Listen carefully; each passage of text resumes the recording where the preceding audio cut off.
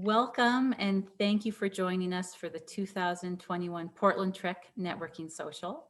I'm Erin Shields, Director, Alumni and Employer Engagement at Gonzaga. And this marks the 19th year of the Portland Trek, which is organized by Alumni Relations and Career and Professional Development. And while it looks very different this year, we're grateful to the alumni and friends who represented their organizations at the Career Fair and Expo earlier today, and for all you joining us tonight to offer career insights with students and other alumni. I know we're fresh off the holidays, and these are long days on Zoom, so we really appreciate you all being here. The Portland Trek, as I said, started 19 years ago as an effort to bring students who are from or interested in the Portland area right in front of key employers in the region and employers who may not come to Spokane to recruit.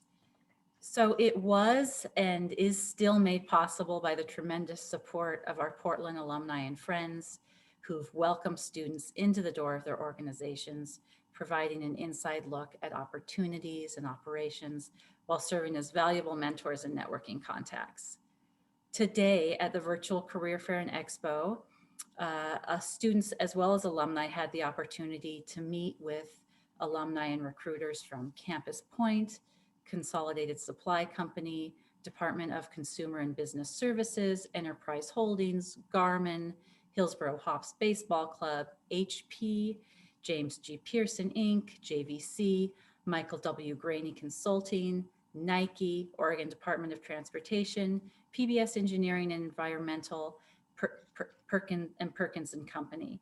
So thank you to all of our employers who took the time to meet bright and talented ZAGs today. I also want to thank my colleagues who are with us today. Cara Hertz, Executive Director, Alumni Relations, Ray Engel, Assistant VP, Career and Professional Development, Vicki Huckey, Assistant Director, Employer Engagement, and we're very fortunate to have University Trustee Greg Bowie with us tonight as well. Thank you. So this evening, we'll hear from Portland Chapter President Andrew Sorensen. He is a longtime Trek host in his role of Operations Director, Strategic Manufacturing Capabilities at Nike. And we'll hear from our keynote speaker, Ashley Craig, who is Consumer Events Manager, US Running at Adidas. After Q&A with Ashley, we're going to break into small groups. So everyone will have the opportunity to be in several different small groups where you'll spend 10 minutes introducing yourselves, asking questions of the alumni and friends in the room. And then we'll mix those groups up about 4 times to give everyone a chance to have face-to-face time with each other. So at this point, I'm going to stop sharing screen and turn it over to Andrew. Man, it feels like the mic's coming my way too soon. Well, happy new year to everyone. I, for one, 2020 has brought a lot of change. One of the best pieces of advice that I've heard in a long time came from an old coworker, old boss of mine, actually. And I'm not going to assume that any of you are religious, but I personally am. And so one of the funnies that has gotten me through 2020 and beyond is, if you want to make God laugh, tell him your plans. And so thinking of 2020 and what has actually occurred, I don't think anyone could have predicted this, but here we are. Nike Trek over Zoom and through the site we're using today. Super awesome new experience for all of us. I think we all learned a little bit, but it was super great to meet with many of you. And those of you who are here, super welcome. But from a Portland chapter perspective, it's been pretty much like everybody else. We've been trying to learn on the fly as to how to create community without or throughout the chapter. One of the big things that chapter leadership and the teams within each of the cities do is they create the events around basketball games called game watches. And it's a super awesome opportunity for Zags of all graduation degrees to get together and cheer on the Zags. Unfortunately, based on restrictions and whatnot around, we haven't been able to do those, but we are certainly exploring other ways to keep people engaged. But from a chapter perspective, it's really cool to have folks who might be from Portland, go to school, and then come back, join the chapter, or folks from all over the world that end up in Portland. And we want all of you to totally feel like joining a chapter is what you should do right away once you land in the city. I know there's still a lot of uncertainty going forward, but all of the chapters are here for all of you. I always tell people whenever I travel around, there's a big difference between graduating from a state school and Gonzaga. When you graduate from a state school, there's thousands and thousands of people that graduate. So you go to any city and you might link up with the alumni groups, and there's 1,000 people to go meet. But when it's Gonzaga, you might be anywhere in the world and there's one person to go meet. There's something special about meeting that one person and the connection that can be made. I mean, I think you all feel the connection that Gonzaga allows you to make while there. And I think most of our chapters, we try to do our best at recreating that same type of community wherever you land. And so while Game Watches is definitely one of those opportunities for the most people to gather, and obviously super fun to cheer on the Zags, but we have a lot of other events that we do, such as a golf tournament. In the past, we've had different coaches, one from the men's team and one's from the women's team basketball, come down and have a social. We try to do a different service event throughout the year. There are a lot of different things that each chapter does that makes us different, and there's a lot of things that make us similar.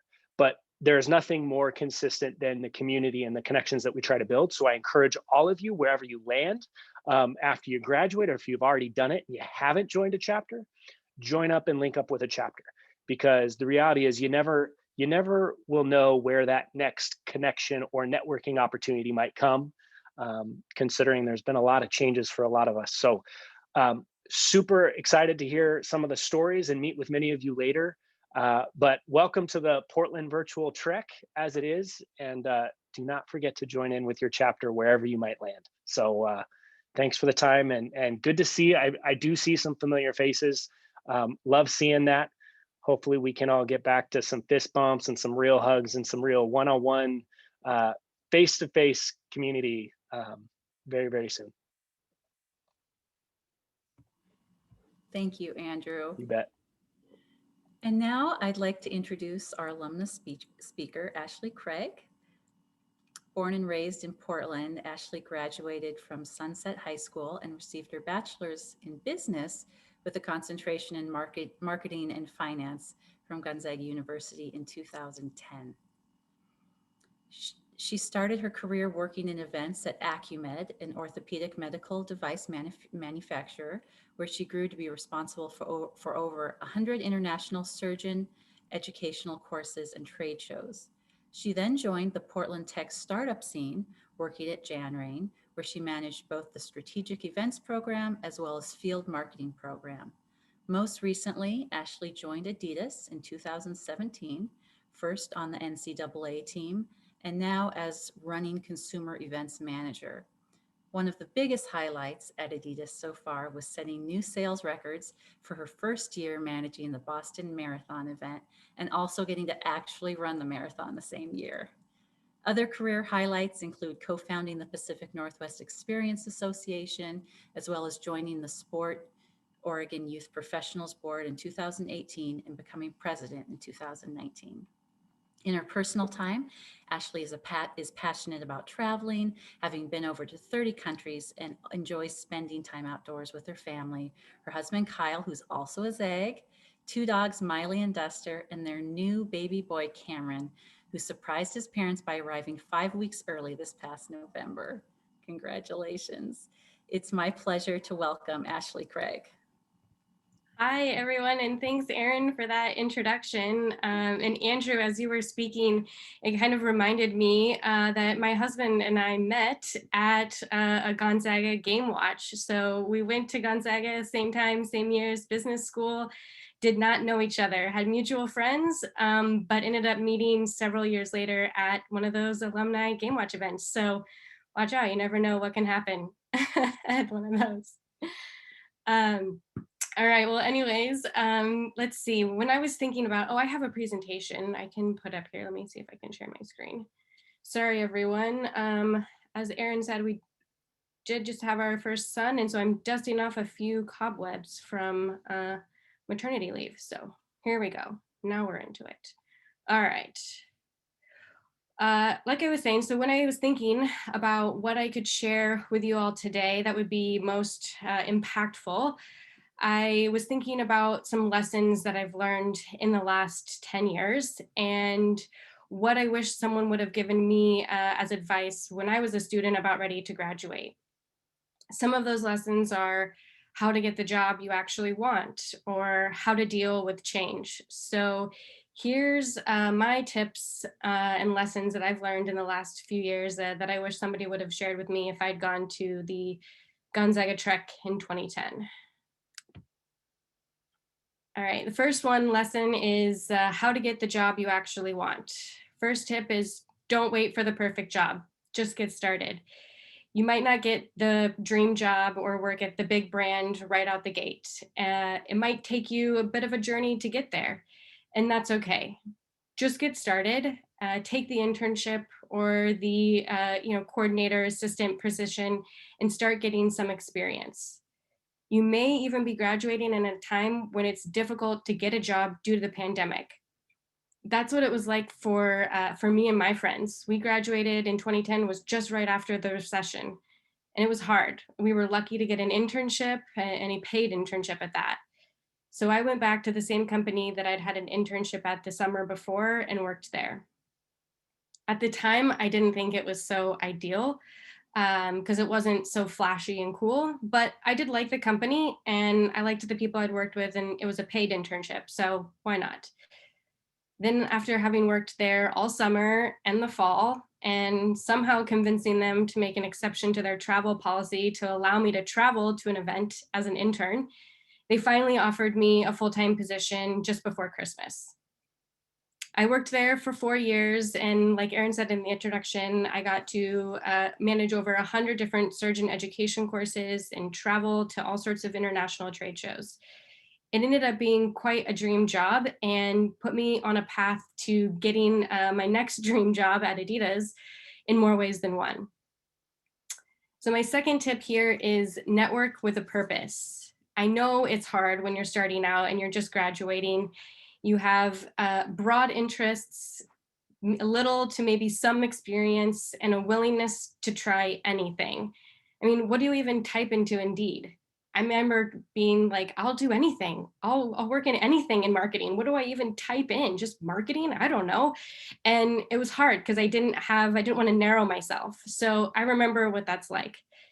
And my advice to you on that is to reach out to people who have an interesting job title or who work for a company or in an industry that look interesting to you. Ask them for an informational interview and meet with them by phone, virtually now, or in person. It all works just fine.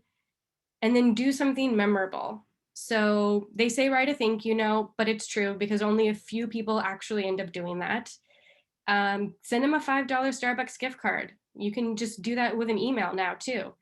Or follow up on a mutual interest. I love when somebody follows up and says, hey, how about that ZAG win? Like, that's awesome. It's an easy one. You can get me anytime with that.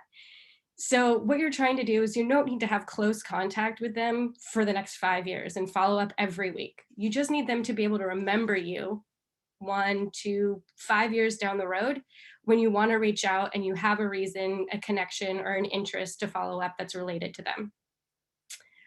I did this significantly. I leaned on my network super hard when I tried to get the job at Adidas. So my network came from a dragon boat team that I was on that actually got started way back at the first company that I was at when I was out of college. And over the years, a few Adidas people had joined, and I used those people to get in. One of them gave me an application referral for my, employee referral for my application. Another one of them went to the hiring manager and got tips on what he was looking for in a candidate to share back with me. And several others gave him a personal recommendation for me and to his wife. And I just kind of bombarded him from all angles. So by the time I got to the interview, I really just had to like not mess it up because I had so many other trusted people that were recommending me. I think it also helped that he played basketball for UP. So he definitely understood the Zag connection and tried to make me promise not to say go Zags too much, but that did not work. We still battle all the time over that. So it's fun. But, 9 times out of 10, people are super willing to help you, especially if you're a new student graduating and you're getting into the workforce. Zags love helping other Zags. So reach out, start building those connections now, and then don't hesitate to lean on them and use them down the road. All right, lesson number 2.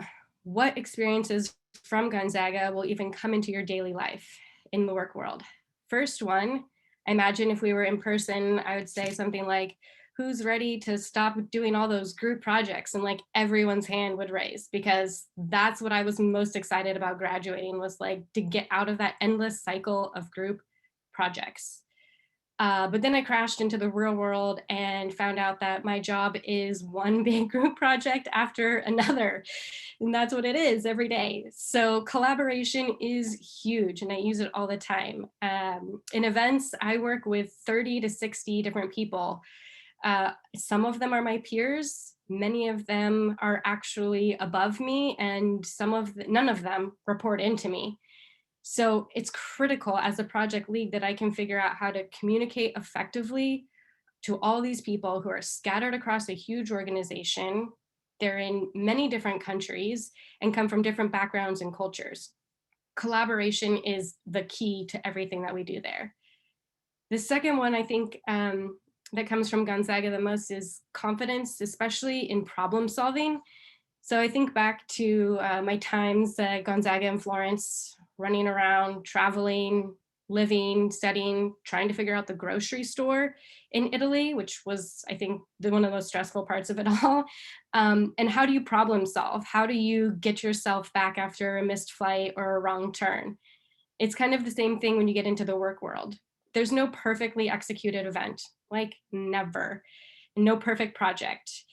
There's always something going on in the background, small or large. Even if you've tried to like think of every unforeseen scenario, there's always something new that comes up. But your audience, the people who are reading it or seeing it or experiencing it, they don't need to know that. So if you have confidence in yourself and your abilities, your area of expertise, and you can problem solve well, you'll do really well at your job, because you'll be able to be like think on the fly and come up with a solution, and then create a successful event or project for the others on the outside receiving it. Let's see. All right, the next one. This one was a big one for me, and I think that change is never easy, whether it's personal or work. And my first tip here is learn how to get comfortable being uncomfortable. So the first thing, if you want to learn how to do this in a personal way, is run a marathon. That'll teach you how to be uncomfortable or comfortable being uncomfortable real quick.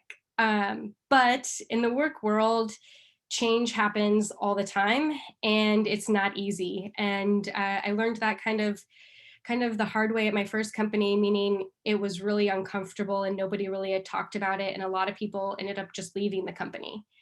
But as I grew more comfortable being uncomfortable, I learned how to manage through change a lot easier. So one of the things I've learned that's the easiest and that helps the most with this is to simply acknowledge it.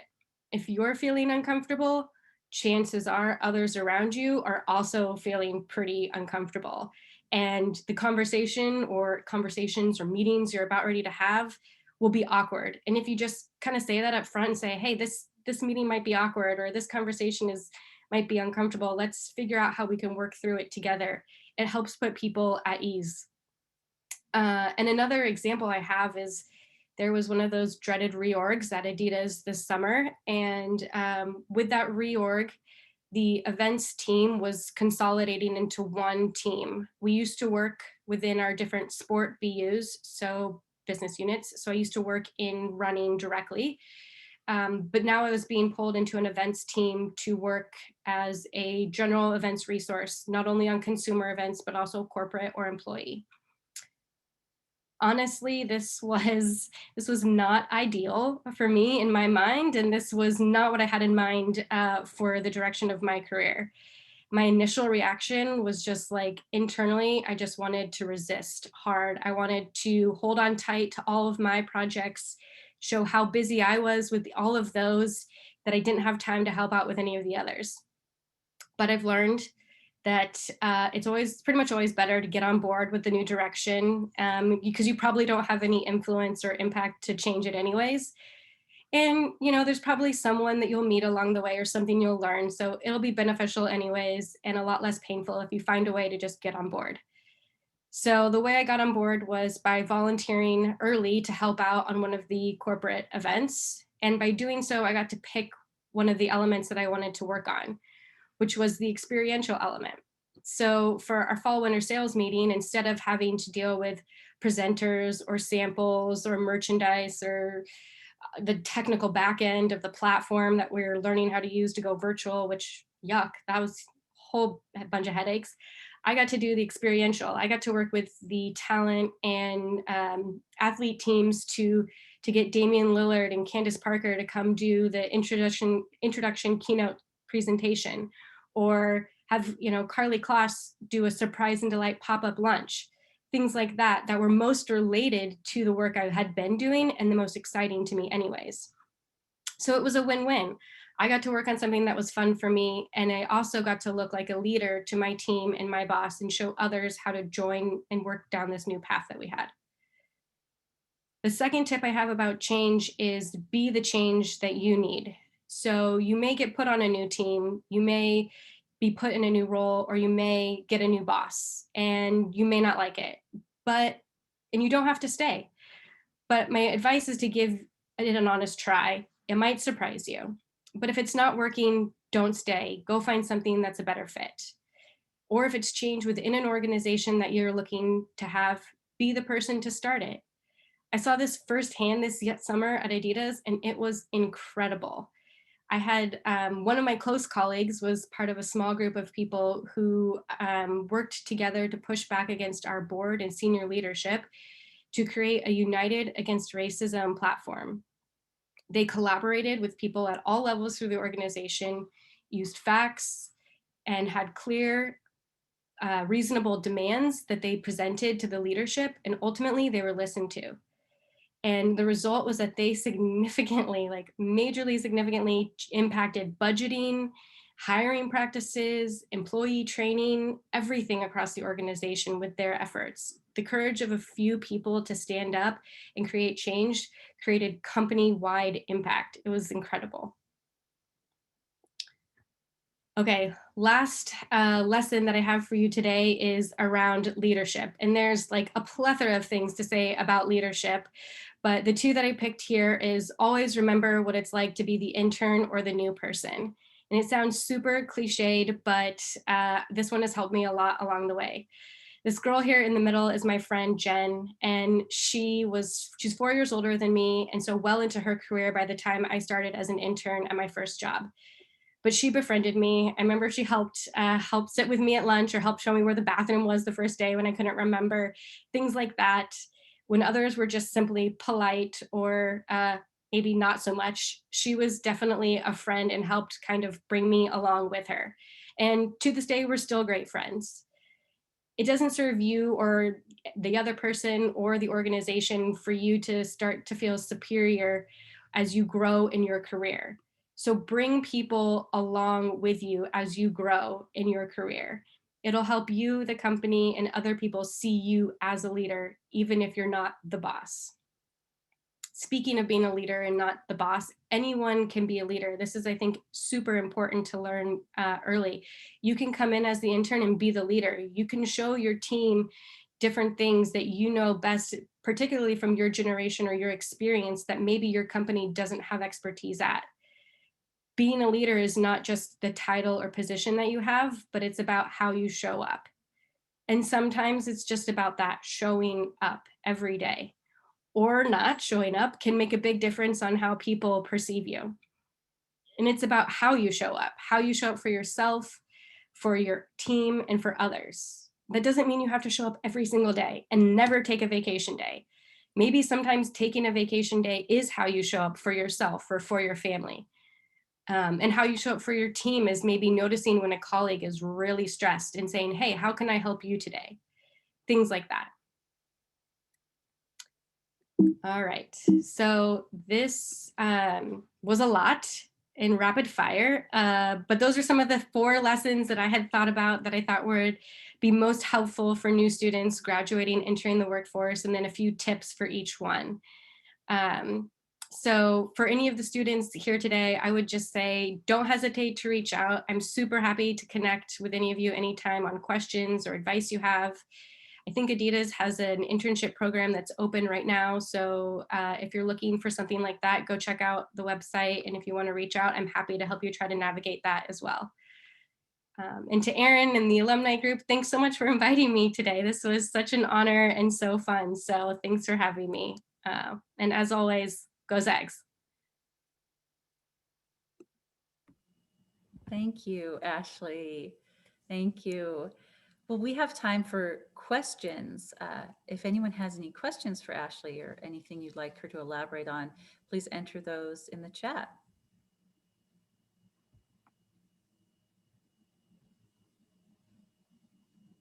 All right, I'll come in with one. Okay, not that you have to tell me a time, Ashley, when you had a very big challenge or something didn't go your way at work, but in that moment, what was your approach? When that thing happened, it didn't go your way, what was your approach to address that? And if you can speak to maybe what you thought you were supposed to do coming out of college versus what you realized how you needed to behave, act, perform from a professional perspective. Wow, that's a good question. Let me try to think about what my mindset was like back then. But I think that one of the things that happens is like if you make a mistake and you think like, oh my gosh, like there was an event that I was supposed to register our company for that I just simply never filled out the paperwork for. And you're like, oh no, that was not supposed to happen. They're calling me from the event, like, we don't have a booth here. And I'm like, oh my God. And so I think what I thought you were supposed to do was just no, of course, I filled it out. There must just be some mistake, put on this, approach and this, face of being professional and I had it all together. But instead I just simply said I'm sorry. I think you're right. I think I missed that one and I'm really sorry. And let me call them or put them on the phone and I'll see what I can do. And the person, by letting my guard down and just admitting fault in that instant and not trying to fight it or pretend or put on this strong appearance, the person on the other end really appreciated it and was like, hey, thanks. That's okay. We're here. They're giving us a booth. We're figuring it out. We're working through it. But I think that it was just one of those moments where I was like, I can't let anybody know that I didn't actually do my job. And then I just did, and it worked out better. So hopefully that answers your question. Great job. I know I was coming out firing, but had to get it going. That was a great response. Thank you.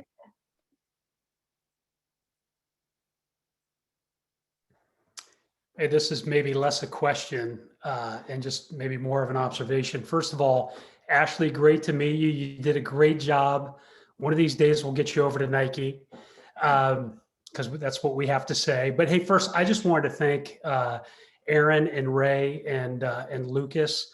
What a great job. Just magnificent effort that unfortunately we can't get together, but I knew we were in great hands when Aaron was trying to pull this event together. Maybe one thing, just observation that I will say for the students, there are a couple of students who were just like you years ago. Andrew Sorensen, Zach Peach. Zach and I met, I think maybe when Zach was a junior, sophomore or junior. Andrew and I met at Jack and Dan's about 10 years ago. And I just want to compliment all the students for participating tonight, because this is either the first step or multiple steps of a journey. I just think Ashley did a great job of talking about this idea of being uncomfortable and putting yourself out there. It's for those who are athletic, it's called reps. The more reps you do, the better you get at it. Because I will tell this whole group, Andrew was terrible at networking 10 years ago, and now he's a pro. And Zach, for all the students who want to connect and listen to Zach's stories, he's got amazing stories that will give you confidence and faith. and maybe fill in a few things, Ashley, that you talked about in terms of what's Gonzaga doing in terms of getting you prepared. But it starts with getting in the Career Center virtually or physically. It starts with great people like Ray and his team, and then it's put yourself out there and get connected. I just want to encourage all of our students to take tonight and then fuel it to whatever next steps that might look like. So great to see everybody, and Happy New Year. Thank you for sharing that, Greg, and getting everyone a little warmed up. I do have a question for you, Ashley, here in the chat from Dina. Especially as a new mom, can you talk more about how you approach the work-life balance? That's a good question. I have no idea. I'm going to figure that one out. I think that while the pandemic is extremely terrible, there's been a couple silver linings to it. And so being able to be home and have this time with my family, super fortunate to work for a company that understands flexibility and families trying to figure out how to parent and teach and do all of that while working from home. So Adidas has been incredible like that for everybody else that I've seen go through it this year. And so I'm feeling really grateful for that, that when I do come back off of maternity leave, luckily I still have a couple more months. So when I come off of it, I'm feeling like it might be a little bit more of a softer transition than normal, because I get to maybe work from home for a few days or have extra flexibility than would have been normal. So I don't know. If you have tips, let me know, or I'll reach out if I figure anything out. So Ashley, some unsolicited advice from a graybeard. Kids are a wonderful excuse for work-life balance. I've got to go to the soccer game. I've got to go to practice. I've got to go get them to school. For all of you guys that haven't started your family, if family time is important to you, don't be shy, and find those companies, like it sounds like Adidas is, like HB has been for me, that understand and enable that. That's a really important part of your career, in all honesty. So good tip. Brian. Ashley, this is Zach. Excellent presentation. Thank you for sharing those lessons. Love them all. Can you share a little bit about who were some of your mentors and what you learned from them, and how you continue to stay in touch with them throughout your career?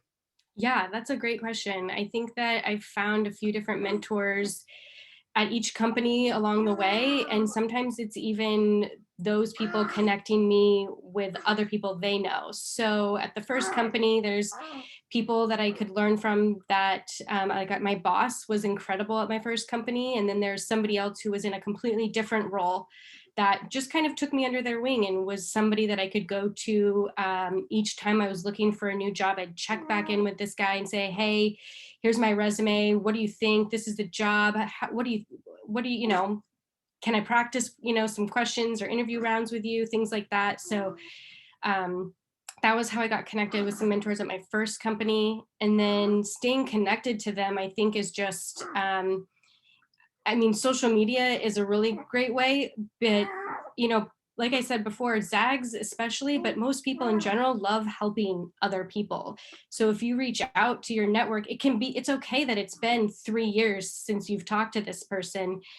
If you reach out to me 3 years later, I'm still super excited to help you on whatever your next step of your journey is. So I think that staying connected to people through social media and being aware of what's going on, and you can say, hey, I saw that your kid was doing soccer now, I can't believe how big they are, whatever, that can kind of help you get into the conversation. And then you can sort of go from there and say, oh, I'm looking to do this and looking to do that. And as you start in your career and maybe even mentor back to others, you'll sort of figure out this natural flow of mentoring people and getting mentorship, and what that looks like to give and to receive both ways. So I don't know if that answers your question fully, Zach, but.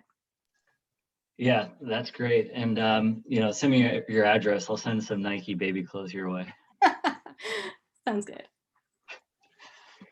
Hey, I'd love to pick your brain on another one, little bit of what Zach was talking about, but we talk about reaching out to folks and staying connected.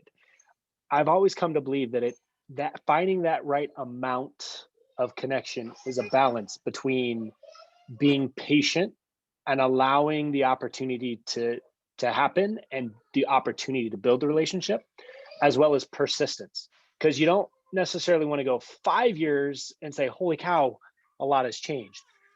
So maybe give a couple insights into when you could share with the group here when they should recognize maybe they're doing it too much or maybe they're not doing it enough. Maybe a couple of, the patience versus persistence balance. Yeah, I think that is a great point. If you're trying to apply, like say for Nike or Adidas, and you're trying to apply to every job and because you just really want in and you're reaching out to the same 1 or 2 people and asking for a referral at every single job that you're trying to apply to, that's probably too much, especially if you're not getting interviews and getting called back.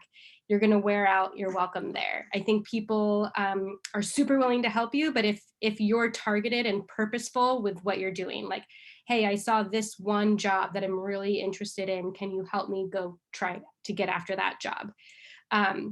So I think that's kind of like when you're doing it, too much, that's one way of doing it. Or if you're just reaching out and asking a zillion different questions every week, you're like, hey, what about this job? I have questions about this. And what's, who's the boss? How's the hiring manager? Who's the HR person? Like, ask a bunch of questions and then do some work on your own to see what you can figure out too, right? Like, especially at a company that's a big company like Adidas or Nike, I don't know everybody. I don't know most of the digital team, which is like most of the job offerings right now. And so everyone wants to know how to get in there. And I'm like, I don't know.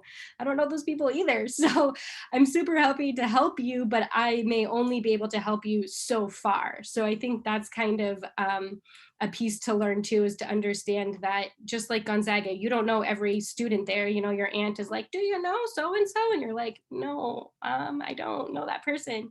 It's the same thing at a big company like that. So I would think that, that's kind of the balance of like making sure that you ask and put your questions out there, but then, take some ownership and responsibility on your side to sort of then go from there and figure out what you can find on your own too.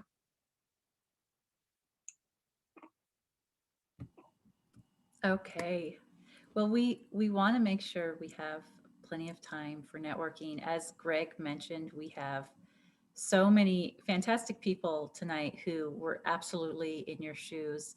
And thank you, Ashley, for these great messages.